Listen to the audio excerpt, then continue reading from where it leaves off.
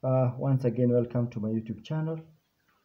And in this video, I want us to continue discussing differentiating terms. And in this one, I want us to discuss something on pure mathematics 1, international and Excel maths, and on page 159 under differentiating quadratics. And we are being told that in up there, let's just read together. You can differentiate functions with more than one term by differentiating the term one at a time. The highest power of x in a quadratic function is 2.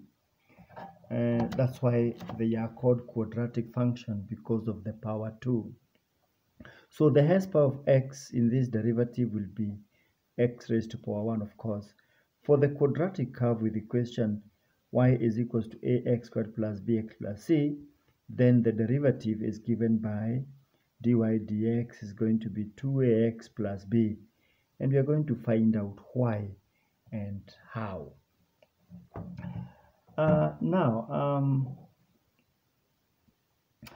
The derivative is a straight line with gradient 2a, that is as far as now that one is concerned, whereby we were trying to differentiate a general quadratic expression, and we are told that the derivative is now a straight line with a gradient 2a, and it crosses x-axis only once. So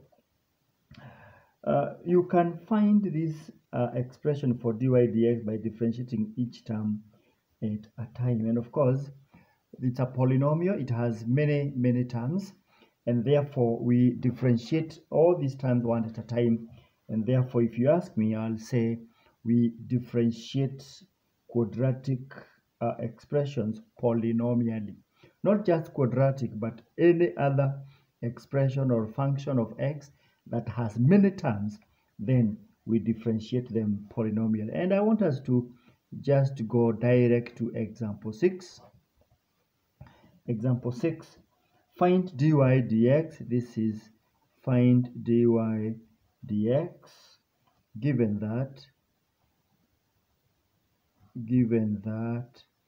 y equals, okay, there are several values of y. Let's say part A, y is equals to x squared plus 3x. And of course here, dy dx, we differentiate each time at a time. So we differentiate this one, 2 becomes a coefficient, is equals to 2x, x raised to power 2 minus 1, which is 1, we leave it that way, plus there's a silent power 1 there, because anytime we have x, it's silently 2 power 1. And of course, 1 times 3 remains 3, and x raised to power 1 minus 1, x raised to power 0. And I want us to just be keen on this.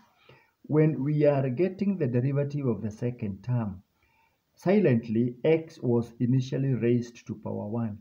But now that we have differentiated it, this term, 1 times 3 becomes a 3, and x raised to power 1 minus 1 becomes 0. But of course we know any number x raised to power 0 is 1.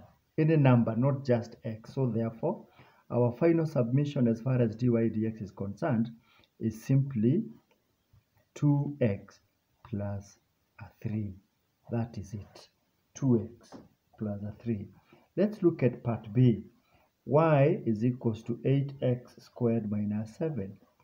And I just want to be keen here. I don't want to assume anything. Dy dx is going to be 2 times 8, which is 16. X raised to power 1, we leave it that way. Of course, when we had this minus 7, it had x raised to power 0. Because we said any number raised to power 0 is 1. So minus 7 times 1 remains minus 7. So when we are differentiating this one, I want to show why this term, all of it is eliminated, or it dies, the whole of it dies. Because if x was raised to power 0, it is this 0 we need to multiply by -7 when we are differentiating. And of course, 0 times -7 is 0. It doesn't matter, it's going to be multiplied by anything else, so it remains 0, and that is just like it. So 16x remains the final derivative for that particular function. And part C, if we may look at it, y is equals to 4x squared minus 3x plus 5. Again, here, dy dx, change in y over change in x. We are talking about 2 times 4, which is 8, x raised to power 1 minus 1 times minus 3 is minus 3, x raised to power 0, 1. And of course, this one is a constant, which had x raised to power 0, so it dies. So this one is now the final submission as far as part C is concerned. And that is just like it. So let's see what happens in the following example.